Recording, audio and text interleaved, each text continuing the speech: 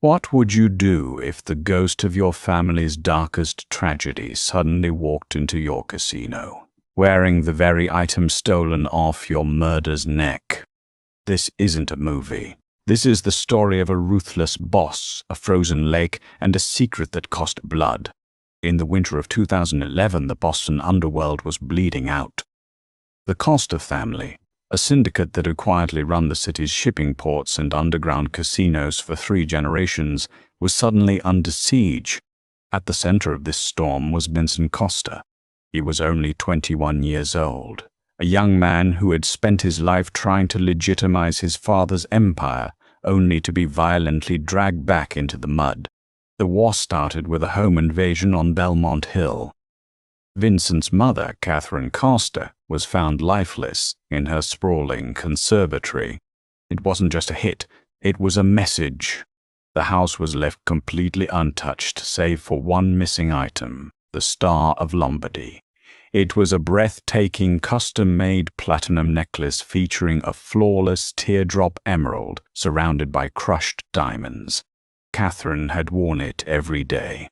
Its theft was a deliberate act of disrespect, a trophy taken by the rival Irish syndicate operating out of South Boston, led by a ruthless man named Declan Royce. Consumed by a grief so heavy it threatened to crush him, Vincent was forcibly relocated by his father's capos to a secure, remote safe house on the edge of Lake Winnipesaukee in New Hampshire. He was supposed to lay low to keep the sole heir of the Costa family safe while the streets of Boston ran red with retaliation.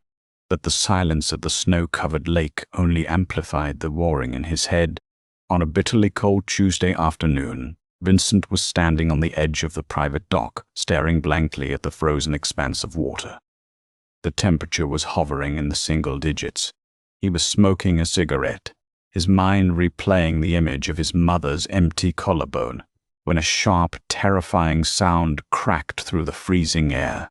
Crack. Snap. Vincent turned. About 50 yards down the shoreline, the ice had given way.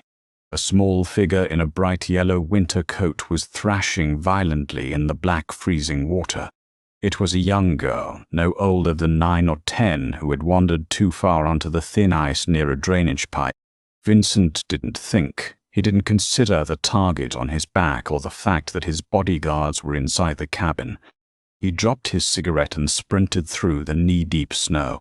When he reached the edge of the broken ice, the girl's head had just slipped under the surface. Plunging into the water, the cold hit Vincent like a physical blow to the chest, instantly driving the air from his lungs. The darkness beneath the ice was blinding, but he caught a flash of yellow. He grabbed a handful of the heavy, soaked fabric and pulled with all the adrenaline his grief-stricken body could muster. He dragged her onto the solid, snow-packed shore. She wasn't breathing. Her lips were a terrifying shade of blue, her skin like porcelain. Vincent dropped to his knees, his own wet clothes freezing to his skin, and immediately began CPR. He pumped her small chest, breathing air into her lungs, pleading with the universe. "Don't take another one," he whispered frantically between breaths. "Not today. You don't get to take another one." After 2 agonizing minutes, the girl suddenly convulsed, violently coughing up freezing lake water. She was gasping, crying, and shivering uncontrollably. Hearing the commotion, a neighbor from a cabin across the property line rushed out, shouting that they had already dialed 911. The wail of approaching sirens echoed through the barren trees. Vincent knew he couldn't be here. The police would run his ID, realize who he was, and the safe house would be compromised. He took off his heavy, dry-wool overcoat, wrapped it tightly around the trembling girl, and looked into her terrified, wide hazel eyes. "You're going to be okay," he said, his voice gravelly and rushed. "Stay awake." Without another word, Vincent turned and vanished into the dense, snowy woods, leaving the girl behind. He never knew her name. He never knew if she fully recovered. A week later, his father was indicted, and Vincent was forced to step up and take the throne of the Costa family. The memory of the freezing water and the girl in the yellow coach was buried beneath 15 years of violence, power grabs, and the cold, hard reality of becoming a mafia boss. Fast forward 15 years to 2026. The world had changed, and so had Vincent Costa. At 36, he was no longer a grieving boy. He was a phantom of the man, an untouchable force in Massachusetts. He had ruthlessly dismantled the Roy Syndicate, seized their territories, and funneled his family's dark money into legitimate glittering real estate. His crown jewel was the Obsidian, a sprawling, ultra-luxury casino and private club in the heart of Boston's Seaport District. Vincent ruled his empire from the shadows of the VIP balconies, a man known for his sharp suits, his icy demeanor, and a terrifying lack of mercy. It was a Friday night, and the Obsidian was hosting a high-stakes charity gala to benefit pediatric hospitals, a brilliant PR move orchestrated by Vincent's legal team to maintain their polished public image. The grand ballroom was a sea of silk, velvet, and old money. Politicians clinked glasses with venture capitalists, completely unaware that the man footing the bill could end their careers with a single phone call. Vincent stood on the mezzanine, a glass of bourbon in his hand, observing the crowd below with clinical detachment. His head of security, a massive former heavyweight named Thomas, stood quietly a few paces behind him, and then the air in Vincent's lungs vanished. Down near the baccarat tables, a woman was laughing at a joke made by a city councilman. She was striking mid-20s, wearing a plunging, emerald-green evening gown that hugged her frame perfectly. She had rich, dark hair cascading down her back and bright hazel eyes. But Vincent wasn't looking at her face. His eyes were locked on her chest. Resting against her collarbone, catching the light of the massive crystal chandeliers, was a teardrop emerald surrounded by crushed diamonds. It was set on a heavy, custom platinum chain, the Star of Lombardy. Vincent's grip on his heavy crystal tumbler tightened until his knuckles turned white. The glass groaned under the pressure. The room around him seemed to blur, the sound of the jazz band fading into a dull, high-pitched ringing. For 15 years he had hunted for that necklace.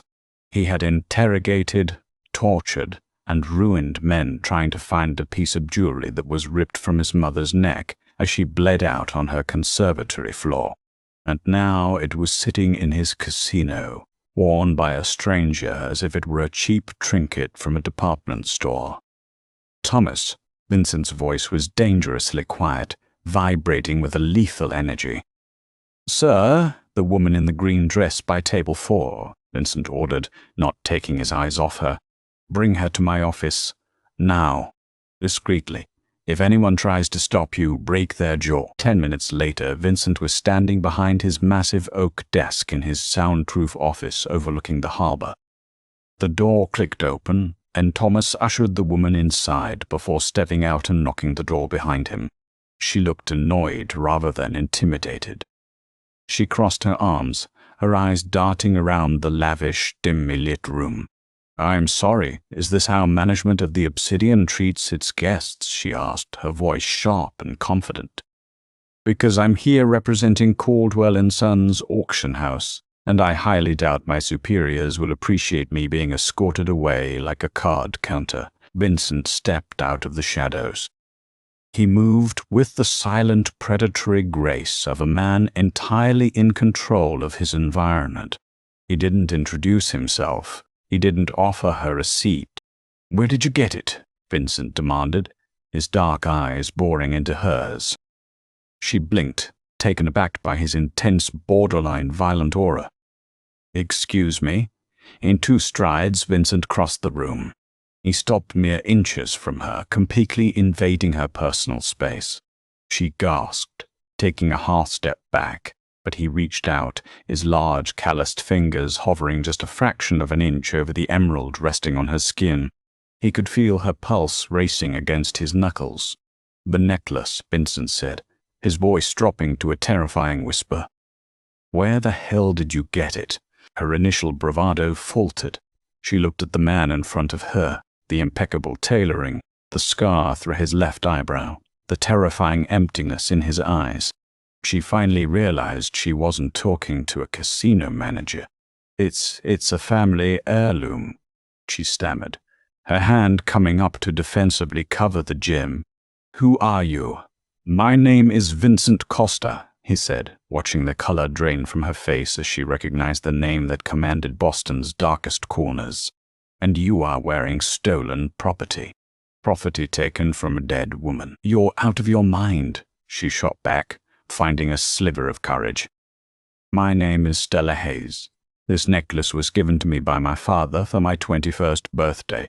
He told me it belonged to my grandmother." "Your father lied," Vincent practically snarled, stepping closer.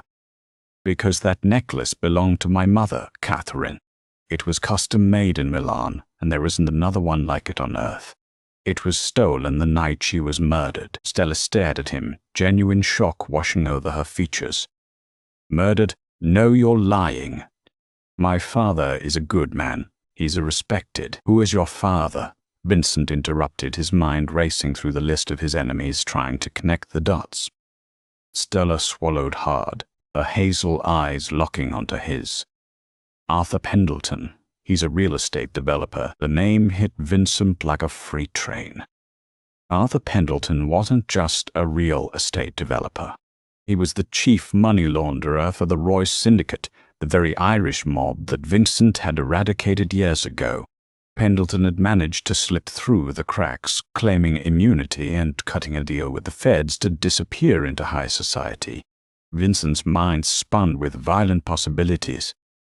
The daughter of the man who likely funded his mother's assassination was standing in his office.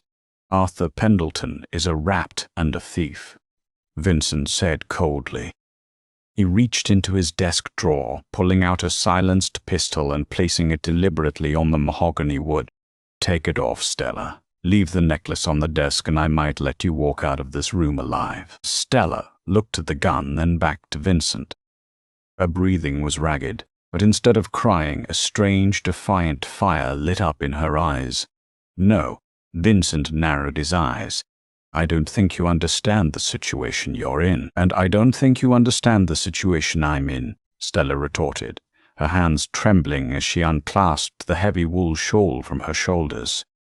"Arthur Pendleton isn't my biological father. He adopted me when I was 10. Me." Vincent paused, his hand hovering over the weapon. "I don't care about your family tree." "You should," Stella said, her voice cracking slightly as she pointed to a thick, jagged, and heavily faded scar that ran along the base of her throat, just above where the emerald rested, a scar left by a brutal, life-saving tracheotomy tube. "Because the only reason Arthur adopted me is that I lost my real parents. And the only reason I'm alive to stand here right now is because 15 years ago, a stranger pulled me out of a frozen lake in New Hampshire and wrapped me in his coat." Vincent froze. The air in the room grew entirely still.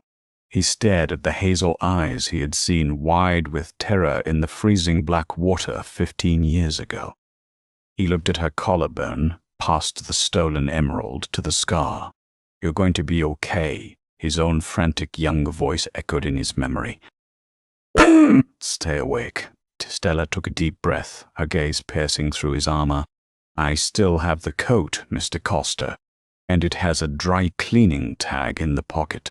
A tag from a tailor on Hanover Street, registered to the Costa family." Vincent realized in a horrifying, paralyzing instant that the universe had played a cruel, twisted game with them both.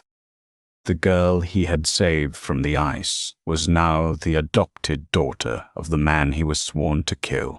The silence in the office was heavier than the heavy oak doors that sealed them in. Vincent lowered the gun, the cold metal clinking softly against the polished mahogany of his desk.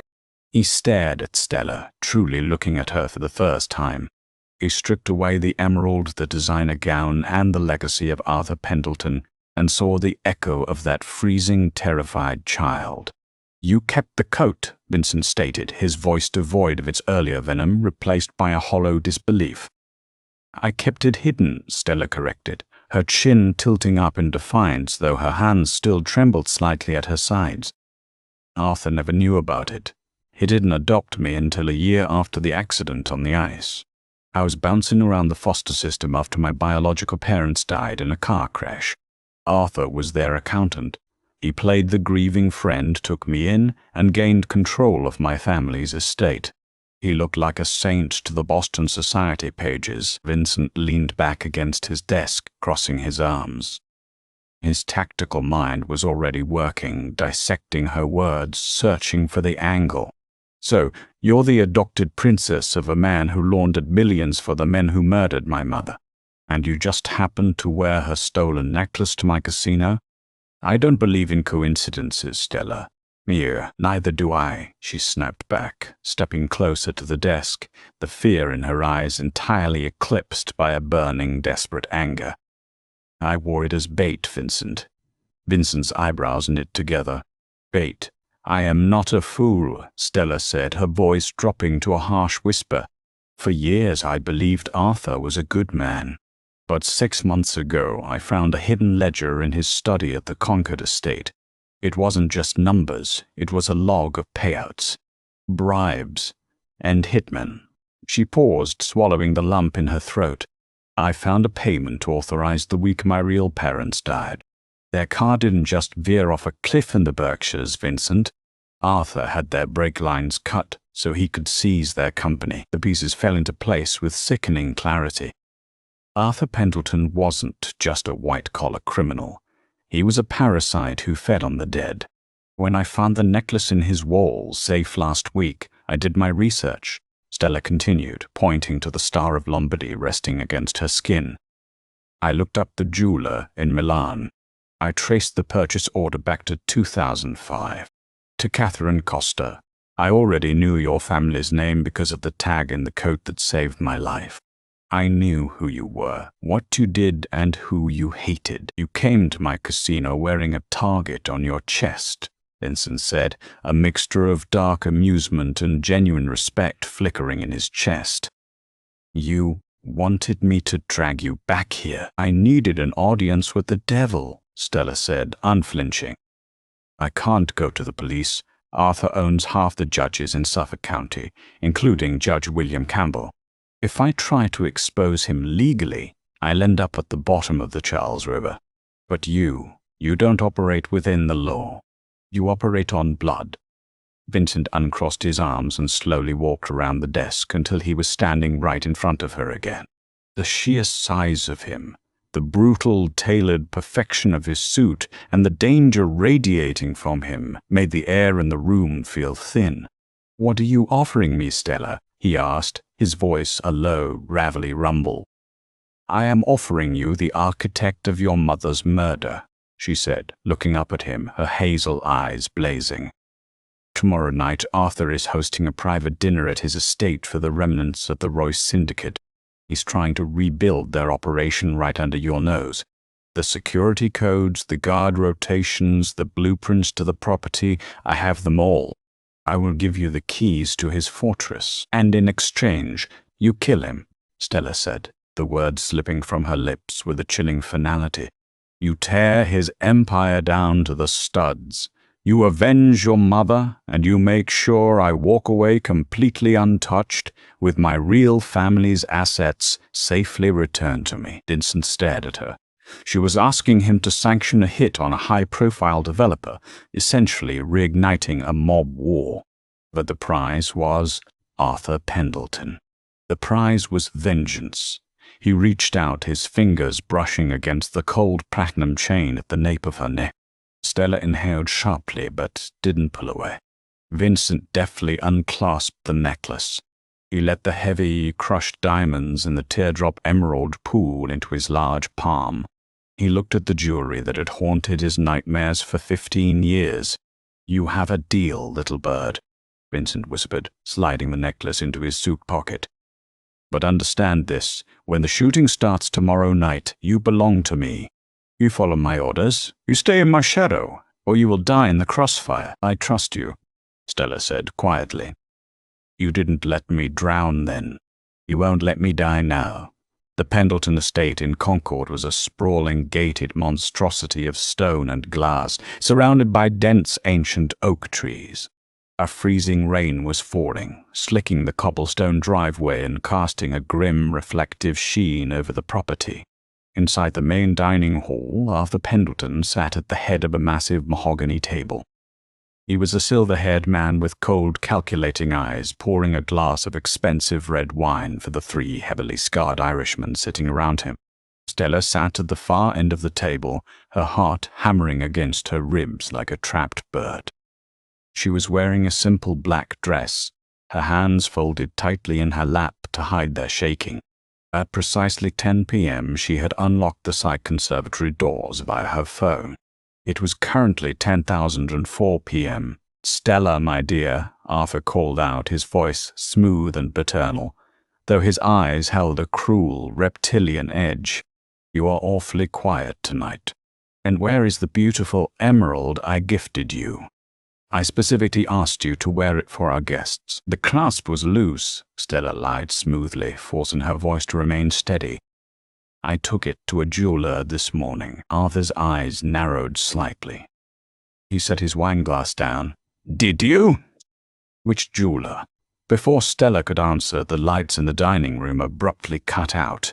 Plunged into absolute darkness, the three Irish mobsters instantly shouted, the scraping of heavy wooden chairs echoing as they scrambled to their feet, pulling concealed weapons from their jackets. "Backup generators! Get the guards in here!" Arthur roared, his paternal facade instantly melting into a vicious snarl. But the guards were already dead. The heavy oak doors of the dining hall were kicked open with a force that splintered the doorframe. The beams of tactical flashlights sliced through the pitch-black room, blinding Arthur and his guests. Pat! The silenced, suppressed gunfire was terrifyingly efficient. The three Irishmen dropped to the Persian rug before they could even aim their weapons, taking bullets cleanly to the chest and head. Stella screamed, throwing herself under the heavy dining table, covering her ears as the deafening chaos erupted above her. Glass shattered, wood splintered, and the heavy thud of bodies hitting the floor vibrated through the floorboards. Suddenly, a rough hand grabbed her arm. She thrashed, but a familiar, gravelly voice cut through the darkness. "It's me," Vincent commanded. "Get up! Stay behind me." The backup generators kicked in, flooding the room with a harsh, emergency amber light.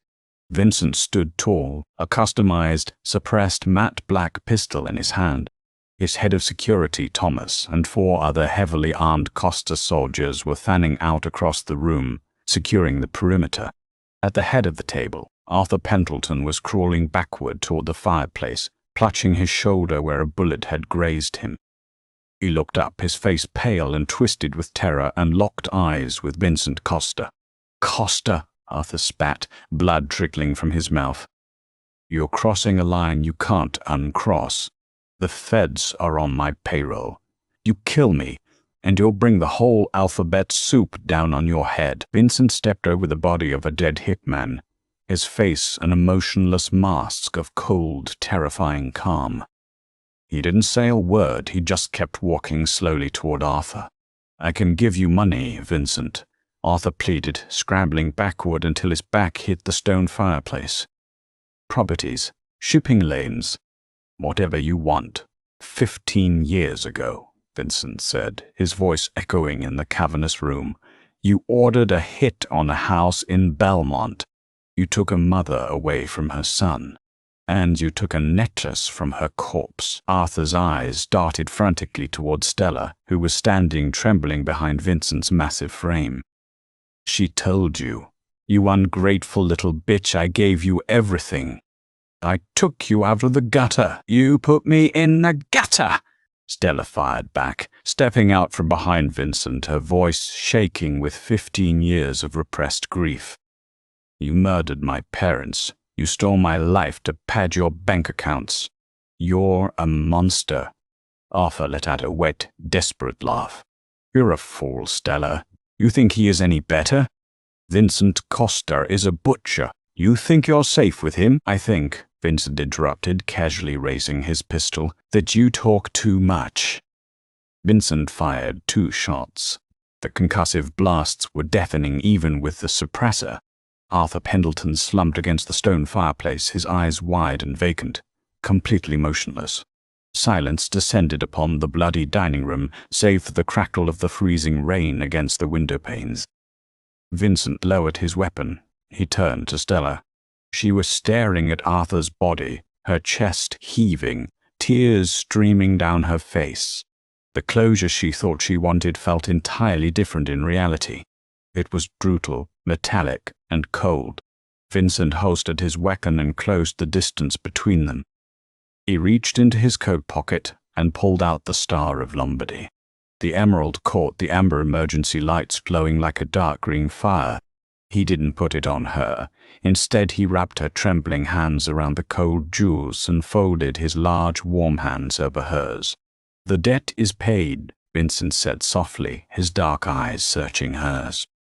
"My mother is at peace. Your parents are avenged." Stella looked up at him, the tears finally breaking over her eyelashes.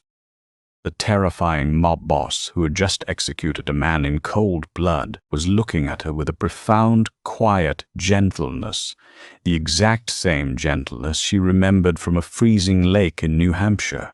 "What happens now?" she whispered, her hand shaking within his grip. Vincent looked at the girl he had pulled from the ice, the woman who had walked into the lion's den to help him find justice. They were bound by blood, by water, and by a darkness that only the 2 of them could understand. "Now," Vincent murmured, his thumb gently wiping a tear from her cheek, "I take you home." Did the deadly twists in Vincent and Stella's story keep you on the edge of your seat? From a freezing lake to a blood-soaked mansion, some bonds can never be broken. If you loved this intense Mafia romance, hit that like button, share this video with your fellow drama lovers, and subscribe for more heart-pounding stories of revenge, secrets, and dangerous love. What would you do in Stella's place? Comment below.